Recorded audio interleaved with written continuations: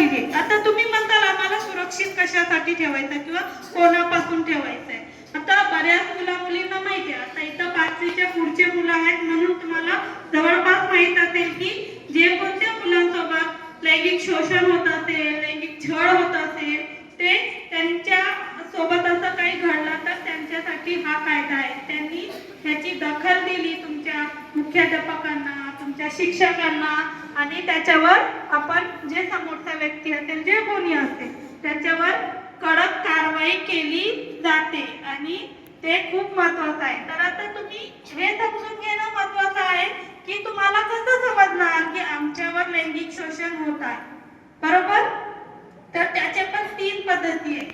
एक तर सुरक्षित स्पर्श, दुसरा असुरक्षित स्पर्श, आणि तिसरा आहे नको असणारा स्पर्श. सुरक्षित स्पर्श आपण कशाला बोलावे की ज्या स्पर्शाने आपल्याला काही वाटत नाही, प्रेम वाटते, जे कोणी आपले आई वडील शिक्षक जे कोणी असतील आपल्याला प्रेमाने स्पर्श करत असतील त्याला आपण काय म्हणावं, सुरक्षित स्पर्श.